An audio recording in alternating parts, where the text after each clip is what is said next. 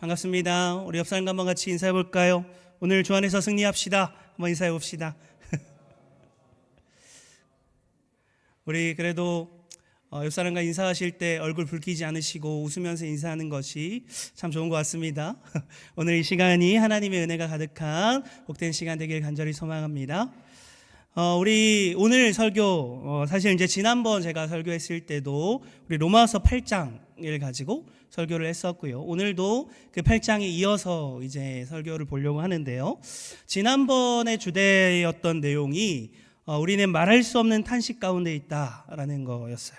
우리가 억울하고 답답하고 너무나도 힘든 순간 가운데 있어요. 그래서 우리가 무엇을 말해야 하고 어떻게 해야 할지 모르는 그 가운데서 그 내뱉은 그 탄식마저도 우리 성령님께서 아름다운 기도로 바꿔주신다. 그래서 우리가 넉넉히 이길 수 있다. 이것이 우리가 지난번에 주된 내용이었습니다. 오늘은 이 넉넉히 이긴다, 이것이 무엇인지를 조금 더 깊게 한번 보려고 합니다. 우리가 넉넉히 이긴다라고 하였는데 이것이 어떠한 승리인가, 이것을 조금 더 우리가 같이 보려고 합니다. 그러기 위해서 우리가 먼저 해야 되는 것이 왜 우리에게 탄식과 같은 순간이 찾아오는가를 한번 좀 먼저 봐야 돼요. 왜 탄식하는지를 알아야 이 넉넉한 승리가 우리가 이해가 됩니다. 이 로마서 8장에서는요, 우리에게 왜 탄식이 찾아오는가를 크게 두 가지로 이야기를 하고 있는데, 첫 번째는요, 정죄함으로 인한 탄식을 이야기합니다. 우리가 로마서에서 꾸준하게 얘기하는 것이 있어요. 로마서에서 계속해서 우리에게 얘기하는 것이 뭐냐면 우리가 죄인이다 라는 사실을 계속해서 꾸준하게 이야기하죠. 그래서 우리가 죄인이기 때문에 우리에게 남은 것은 죽음밖에 없고, 이러한 죄인은 죄인을 살릴 수 없다. 이것은 나 자신도 마찬가지예요. 나는 나 스스로를 살릴 수 없는 자이죠. 죄인이기 때문입니다. 그래서 이 로마서에서 강조하는 것이 무엇입니까? 우리에게 반드시 필요한 분이 계시다. 그분이 누구실까요? 예수님, 예수 그리스도. 우리에게는 예수 그리스도가 필요하다. 이것을 로마서에서 이야기하고 있는 것이죠. 예수 그리스도만이 우리의 죄를 용서해 주셨고 우리를 하나님의 자녀 삼아 주셨습니다. 이것은요, 과거의 얘기만이 아니에요. 지금 현재도 앞으로의 미래도 우리는 예수 그리스도 안에서 이 죄가 용서되었습니다. 그런데 탄식이 나오는 이유는 무엇일까요? 이미 우리의 죄가 과거, 현재, 미래까지도 다 해결됐는데 탄식이 나오는 이유는 사탄이 우리를 정죄하기 때문이에요. 계속 끊임없이 우리를 정죄하기 때문입니다. 사탄이 이렇게 우리에게 속삭이는 거죠. 지금 너의 모습을 보라고. 지금 너의 모습이 어떠냐고. 네가 정말 하나님의 자녀야? 네가 정말 하나님의 자녀야? 하나님이 너를 정말 좋아하실까? 하나님이 너를 정말 사랑하실까? 너의 모습을 다른 사람들이 좋아할까? 끊임없이 속삭이는 겁니다. 우리가 죄인이라고. 어제 이제 크리스마스를 맞이해서 오랜만에 아내랑 외식을 했습니다. 저녁에 이렇게 배부르게 먹었어요. 배 터질 것 같았어요. 그리고 집에 돌아가는데 헬스장 광고가 눈에 보이는 겁니다. 25년도에 운동하지 않은 당신이라고 저를 어떻게 알고 저를 이렇게 가르치는지 찔렸어요. 너무 찔렸는데 그게 악마의 속삭임일 수도 있다는 거죠. 우리는 끝까지 마귀가 끝까지 우리를 속삭입니다. 죄책감 우리에게 심어주는 거죠. 맞습니다. 우리는 죄인입니다. 우리는 죄인이에요. 성경은 우리에게 죄인이라고 말합니다. 그런데 우리에게 죄인이라고 말하는 것은 우리에게 죄책감을 주고 패배감을 심어주기 위함이 아닙니다. 우리가 죄인이라고 끝없이 계속 외치는 것은 하나님의 은혜가 그만큼 절대적으로 필요하다. 이것을 우리에게 알려주는 것이죠. 우리는 하나님의 은혜로 우리의 죄가 해결받은 존재입니다. 그렇다는 것은요, 그 누구도 감히 우리를 정죄할 수 없습니다. 사탄이 우리를 끊임없이 속삭이죠. 너의 모습을 보라고. 배부르게 먹고 온 저에게 향해서 운동하지 않는 너를 보라고. 하지만 우리를 정죄할 수 있는 사람이 아무도 없다. 그것이 하나님의 선포입니다. 우리 바울이 그래서 로마서를 이렇게 시작합니다. 우리 8장 1절 2절 말씀 한번 같이 읽어볼게요.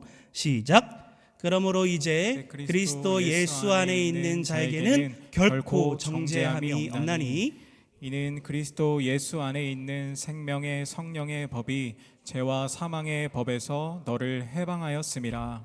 8장에서 바울이 정죄할 수 있는 사람이 결코 없다 이야기합니다. 그래서 우리가 어떻게 되었다고 얘기합니까? 죄와 사망에서 우리는 해방되었다라고 이야기하죠. 감히 우리를 죄인이라고 손가락질할 수 없는 것입니다. 이미 하나님께서 우리를 죄인이 아니라고 선언했기 때문에 사탄이 아무리 우리를 향해서 계속해서 죄인이라고 아무리 외쳐도 우리는 그 죄책감에서 해방되었다라는 사실입니다. 여러분, 해방된 노예에게 전주인이 찾아와서 일을 시킨다면 이 노예가 보여줘야 되는 마땅한 모습은 어떤 모습일까요? 물론 해방된 노예이기 때문에 전주인이 무서울 수 있어요. 두려울 수 있어요. 그런데 전주인은 그러할 권한이 없다는 거죠. 그래서 이 노예는 당당하게 네가 나를 어떻게 함부로 할 수 없다라고 외칠 수 있다는 겁니다. 그러한 권한이, 그러한 권리가 생겼다는 거죠. 이것이 넉넉한 이김입니다. 그런데 그럼에도 불구하고 우리가 계속 정죄함 가운데 있으면 어떻게 될까요? 팀 켈러는 이것을 이렇게 이야기합니다. 우리 한번 같이 읽어볼까요? 시작. 이미 우리는 모든 죄에서 해결되었음에도 계속해서 정죄함이 없는 것을 잊은 그리스도인에게는 자기 패배, 두려움, 기쁨과 감사가 없는 섬김으로 우리의 삶이 이어지게 된다. 우리가 주님을 섬기는 것이 두려움 때문입니까? 그렇지 않습니다. 많은 이단들이요 열심히 활동하는 모습들을 봅니다. 때로는 그래서 그 이단들이 열심히 활동하는 모습들을 볼 때 저 열심히 활동하는 모습은 본받기도 해야 돼라는 말이 나오기도 하죠. 그런데 많은 이단들이 그렇게 열심히 활동하는 주된 원인은 두려움 때문입니다. 두려움 때문. 그 이단 안에서는 끊임없이 그들에게 계속해서 쇠뇌를 시켜요. 너희가 지금 이것을 하지 않으면 너희에게 큰일이 닥친다. 너가 지옥 간다. 그리고 지옥의 그 안 좋은 이미지를 계속 보여주는 거죠. 이제는 시간이 오래됐기 때문에 그 이단 안에서도 그 아주 엄마 뱃속에서부터 이단을 다니는 아이들이 이젠 존재합니다. 그렇게 성인이 된 사람들이 존재합니다. 그들에게 끊임없이 세뇌를 시키는 겁니다. 너희가 지금 이렇게 하지 않으면 너희는 지옥 간다. 그 지옥의 형벌은 너무나도 무섭다라는 그 두려움을 계속해서 심어줍니다. 그 두려움을 통해서 열심히 찾아오는 거죠. 우리가 하나님 앞에 열심을 다하는 것은 두려움 때문이 아니라 주로 인해 다시 살게 된 그 영광, 하나님과 함께 하게 된 그 기쁨, 그것으로 인해서 우리는 하나님께 열심으로 나아가는 거죠. 우리에게 두려움과 정죄함이 아니라 우리는 기쁨으로 살아가는 것이 바로 우리의 모습이다라는 겁니다. 우리가 그 어떠한 정죄를 통해서 죄책을 느낄 이유가 단 하나도 없다. 우리 두 번째는요, 우리가 그럼에도 왜 계속해서 탄식하는가? 그것은 고난이라는 것을 통해서 우리를 계속 공격하기 때문입니다. 고난이라는 것을, 우리는 하나님의 자녀가 되었죠. 방금 이야기했듯이 우리는 죄책감에서 또 신분의 변화가 되어서 우리는 계속 그 아름다운 삶을 누려야 되는 자들입니다. 그런데 여전히 삶을 짓누르는 것들이 존재하죠. 여전히 삶을 힘들고 어렵게 하는 것들이 여전히 존재합니다. 물론 모든 고난이 다 사탄이 주는 것은 아니지만 분명하게 사탄은 이 고난이라는 것을 통해서 우리를 공격합니다. 사탄은 왜 이 고난이라는 것을 통해서 우리를 공격할까요? 그것은 하나님과 우리를 떼어놓기 위함입니다. 우리를 떼어놓기 위함이죠. 로마서 8장 35절 말씀을 한번 같이 읽어보겠습니다. 시작. 누가 우리를 그리스도의 사랑에서 끊으리요? 환난이나 곤고나 박해나 기근이나 적신이나 위험이나 칼이랴. 사탄이 끊임없이 우리에게 환난과 곤고와 박해와 기근과 적신과 위험을 칼을 주는 이유가 뭐라고 얘기합니까? 그리스도의 사랑에서 우리를 끊으려고 이것들을 준다라고 이야기합니다. 사탄은 또다시 이렇게 계속해서 속삭이는 것입니다. 보라, 봐봐. 하나님은 널 사랑하지 않아. 지금 너의 모습을 봐봐. 하나님이 계신다면 지금 너의 모습이 이럴 수 있을까? 하나님이 계신다면 지금 네가 이렇게 어려움을 겪을 수 있을까? 끊임없이 이렇게 속삭이는 거죠. 하나님과 우리의 관계를 떼어놓으려고요. 실제 우리가 환난과 고난 앞에서 우리가 어떻게 반응하십니까? 반응하는 우리들의 모습이 어떠한 모습입니까?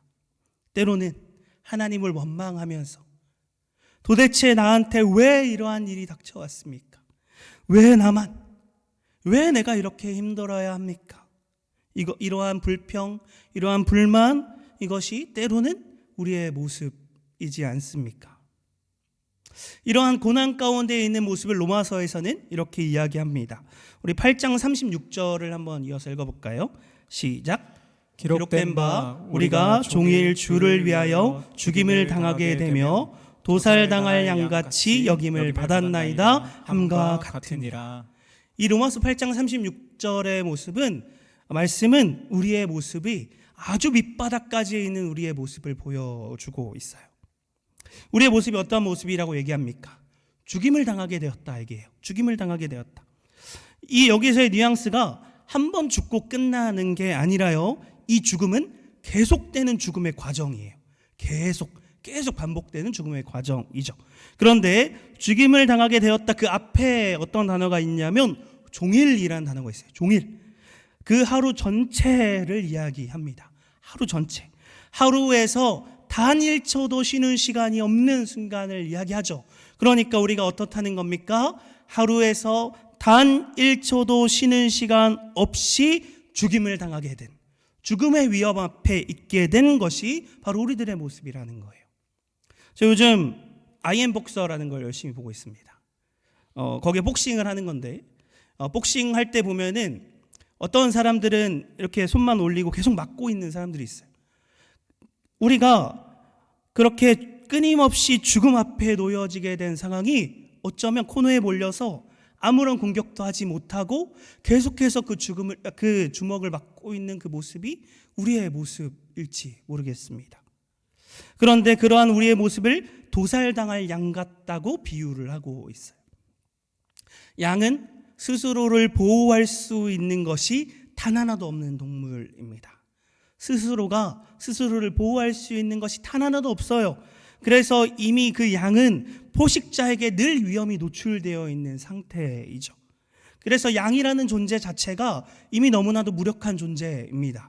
그런데 그 양이 이미 양이라는 존재만으로도 굉장히 무력한 존재인데, 그 양이 도살당할 양이라 그래요. 아무것도 할 수 있는 것이 남아있지 않은, 이미 죽음만 남아있는 양, 완벽한 무력의 상태를 보여주죠. 사탄의 공격 앞에 서 있는 우리들의 모습입니다.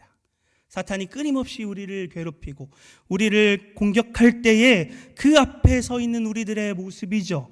수없이 몰아치는 그 주먹을 피하지도 못하고 계속해서 맞고 있는 우리들의 모습입니다.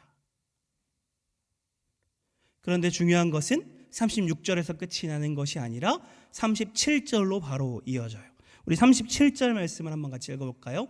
시작. 그러나 이 모든 일에 우리를 사랑하시는 이로 말미암아 우리가 넉넉히 이기느니라. 여러분, 37절이 어떻게 시작합니까? 그러나로 시작해요. 그러나, 놀라운 반전입니다. 반전이 시작됐습니다. 잘 생각해 보십시오. 우리가 어떻게 이겼냐라고 이야기한다면 우리가 양이었는데 사자가 되어서 이겼다라고 얘기하지 않아요. 여전히 우리는 양이에요. 여전히 우리는 연약한 양이지만 하나님의 손에 붙들려 있을 때 승리자가 된다는 거예요. 우리는 여전히 부족하고 여전히 연약한 양이지만 하나님의 손에 붙들려 있을 때 그때서야 우리는 승리자로 바뀐다는 것이죠. 여기서 말하는 이 승리도 심상치 않은 단어입니다. 넉넉히 이긴다라고 하는 단어가 원어로 휘페르니카오라는 단어예요. 우리 이 단어는 몰라도 됩니다. 그런데 이 뜻이 너무나도 중요해요. 그래서 니카오라는 단어는요, 승리라는 뜻을 갖고 있어요. 참고로 나이키의 어원입니다. 그렇다고요. 그리고 니카오, 그렇고 중요한 거는 휘페르인데, 이 휘페르는 무엇을 넘어서라는 단어의 뜻을 갖고 있어요. 영어의 하이퍼의 어원이죠. 하이퍼가 어떠한 뉘앙스를 갖고 있습니까? 차원을 넘는 듯한, 그냥 단순한 어느 최고가 아니라 차원을 넘는 듯한 모습이 하이퍼이죠. 그러니까 물컵에 물이 가득 차 있는 정도로 끝이 아니라 물컵에 물이 계속 솟아나는 거예요. 그래서 마치 물 안에 컵이 있는 듯한 모습인 거죠. 이것이 하이퍼예요. 우리가 잘 알고 있는 다른 단어들 울트라, 베스트와 비교하면 그것이 더 확대되어 보입니다. 베스트는 다른 거와 비교입니다. 비교했을 때 이기는 거예요. 그래서 물컵에 물이 가득 차 있지 않아도 다른 물보다 조금 많이 들어 있으면 이기는 거예요. 그래서 물컵에 가득 차 있지 않아도 돼요. 그리고 울트라는 극한의 상태죠. 물이 가득 차 있는 상태예요. 하지만 하이퍼는 어떻다고요? 물이 넘쳐서 오히려 물 속에 컵이 있는 듯한 모습이 하이퍼라고요. 그러니까 이것을 다시 번역하면 차원을 넘어서는 압도적인 승리죠. 차원을 넘어서는 압도적인 승리예요. 우리가 겨우겨우 이겼습니다. 겨우겨우 이겨가지고 나도 피해가 큰 상태가 아니에요. 상대는 지쳐서 쓰러졌습니다. 죽기 직전이에요. 그런데 나는 아무런 피해가 없어요. 나는 아무런 피해도 없는 그 상태가 압도적인 승리의 상태라는 거죠. 압도적인 승리. 어떻게 이것이 가능할까요? 어떻게? 하나님께서 그 고난마저도 아름답게 바꿔주셨기 때문입니다. 그 고난마저도 하나님이 사용하시면 아름답게 바뀌기 때문이에요. 세상에서는 실패했다 그러고 끝났다라고 이야기합니다. 더 이상 할 수 있는 것이 없는 패배자라고 이야기를 하죠. 그런데 하나님은 그 상태에서도 역전시키십니다. 그래서 압도적인 승리가 가능합니다. 제가 목회를 시작하면서부터 지금까지 제일 많이 하고 있는 고민이 있어요. 제일 많이 하는 고민. 목회가 적성이 안 맞는 것 같아요. 저는 어렸을 때 이제 운동을 했고 음악을 했고 공부에는 재능이 없어 보입니다. 믿기지 않겠지만 낯가림이 정말 심해요. 왜 비웃으시죠? 정말 낯가림이 심합니다. 편한 사람들만 만나려고 그러고 무엇보다도요 설교가 끝나면 항상 아쉽고 항상 부족해요. 정말 이 목사라는 자리가 주는 중압감이 엄청난 것 같아요. 그래서 실제로 이 목회하는 모든 과정들을 통해서 때로는 내가 그만두면 뭘 할 수 있을까 막 고민해 보기도 해봤어요. 그런데 놀라운 것은 무엇이냐면 이 사역의 현장 가운데서 하나님의 역사하심이 분명히 보인다는 거예요. 제가 교육부서에 있을 때도 그렇고 지금 청년부에서도 제자훈련을 계속해서 해갑니다. 그런데 성장반을 하든 제자반을 하든 그 구성원들이 분명히 변해가는 것이 보여요. 처음에는요 기도하는 것도 어려워했던 자들이 나중에는 자신의 신앙을 고백합니다. 제가 교육부서에서는 한 번은 예수님이 안 믿어진다라고 얘기도 들었어요. 그런데 그 친구가 끝이 났을 때 이제 예수님이 믿어진다라는 고백도 들어왔습니다. 만약에 제가 했다면 절대 못했을 거예요. 제가 하는 거였다면 절대로 못했을 거예요. 하나님이 분명히 역사하신다는 것이 느껴지는 순간들이었습니다. 하나님이 하시는구나. 정말 하나님이 살아계시는구나. 그것을 분명하게 느낄 수 있는 시간들이었죠. 자, 아까 잠깐 이야기했듯이 제가 예전에는 운동을 했었고 음악을 했었습니다. 그 운동을 하고 그만두고 포기하고 또 음악을 하고 그만두고 포기한 그때는 실패하는 순간 같았어요. 정말 그냥 일반 취직을 했다면 제 이 과거가 아무런 필요 없는 스펙 같아 보입니다. 그런데 교회에서는 너무 좋아해요. 제가 교육부서에 있을 때 운동했다고 했을 때는 토요일이나 방과 후 시간에 아이들과 함께 할 수 있으니까 그걸로 너무 좋아하고요. 제가 음악을 전공했다고 하니까 찬양 인도할 수 있다고 너무 좋아해요. 제가 이 운동을 그만두고 음악을 그만뒀을 때는 실패였습니다. 포기였어요. 그런데 지금 와서 돌아보니 하나님이 지금을 준비시키는 과정들이었습니다. 실패가 아니라 하나님이 준비시키는 과정들이었어요. 이것들이 이렇게 사용될지 그때는 전혀 몰랐습니다. 그저 실패고 포기인 줄 알았지만 하나님이 준비시키는 과정이었죠. 여전히 목회자로서의 고민이 계속 가지고 있습니다. 그런데 하나님이 분명히 나의 삶을 붙들고 있고 실패마저도 역전시키시는 그 하나님을 만났기에 나의 삶 가운데에 압도적인 승리가 있었기에 그래서 오늘도 이 자리에 있습니다. 압도적인 승리는 추상적인 개념이 아닙니다. 실제로 삶을 바꿔주시는 하나님의 능력이죠. 나의 시선, 생각을 넘어서는 나의 삶을 압도하는 하나님의 능력이에요. 그런데 더 놀라운 것은 무엇이냐면요, 이 승리에는 전리품이 있어요. 그냥 승리로 끝나는 것이 아니라 전리품이 우리에게 있습니다. 로마서 8장 29절 말씀 읽어볼까요?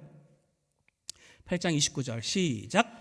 하나님이 미리 하신 자들을 또한 그 아들의 형상을 본받게 하기 위하여 미리 정하셨으니 이는 그로 많은 형제 중에서 맏아들이 되게 하려 하심이니라. 네, 우리가 승리하게 됩니다. 우리가 죄책감이 있었고 우리를 정죄하는 자들, 우리를 정죄하고 또 우리가 고난 가운데 있지만 우리가 그 모든 과정들을 통해서 결국 하나님께서 우리에게 주시는 것이 무엇이냐면 예수 그리스도를 닮아가도록 한다라는 거예요. 우리의 그 모든 순간들을 통해서 고난이 바뀌어서 우리는 결국 예수님처럼 변해갑니다. 이것을 우리 팀 켈러는 또 이렇게 이야기합니다. 한 번 더 같이 읽어볼까요? 시작. 하나님께서는 우리를 예수님처럼 사랑스럽고 고귀하고 참되고 지혜롭고 굳세고 선하고 기쁨을 주고 관대하도록 만들어 가신다. 우리의 모든 상황들을 통해서 하나님께서 만들어 가신다는 거죠. 단순한 문제 해결 정도가 아닙니다. 단순히 문제를 해결하는 수준을 넘어섭니다. 한 사람의 전 인생을 통해서 전인격이 예수님을 닮아가는 과정이에요. 예수님을 닮아가는 과정이죠. 하나님께서 먼저는 분명하게 우리의 삶을, 우리의 상황을 변화시킬 겁니다. 분명히 변화시킬 겁니다. 그런데 더하여서 설령 내 생각과 다르고 때로는 더딜지라도 우리가 예수님과 같은 사람으로 바뀌어서 폭풍 가운데 있지만 내 안에 예수님으로 인해서 평안해지는 것, 그것이 세상을 압도하는 하나님을 만났을 때 세상을 압도하는 그 힘 앞에서 느껴지는 압도적인 승리이죠. 이 압도적인 승리는 한 번으로 끝이 나지 않습니다. 우리의 삶에서 지속적으로 경험하는 놀라운 순간이에요. 우리는 끊임없이 흔들리지만, 우리는 여전히 흔들려 살아가지만 하나님의 사랑 안에서 우리가 견고해져 가는 것이죠. 우리가 견고해져 갑니다. 이것이 압도적인 승리입니다. 그 어떤 것으로도 흔들 수 없는 압도적인 승리예요. 차원을 넘어서는 승리예요. 우리가 그저 죄인으로 세상의 모습으로 죄책 가운데에 고난 가운데에 그대로 끝나는 것이 아니라 그 모든 과정들을 하나님이 바꿔가시며 동시에 우리가 그것을 통하여 예수 그리스도의 사람으로 변화되어가는 이 모든 과정들, 이것이 압도적인 승리의 모습이죠. 오늘 이 시간 압도적인 승리를 허락하신 하나님께 모든 것을 가지고 나아가길 소망합니다.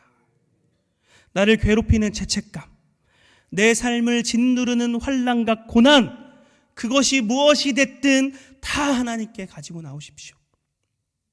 하나님께서는요, 결코 끊어지지 않는 사랑으로 말미암아 압도적인 승리를 우리에게 허락하실 겁니다.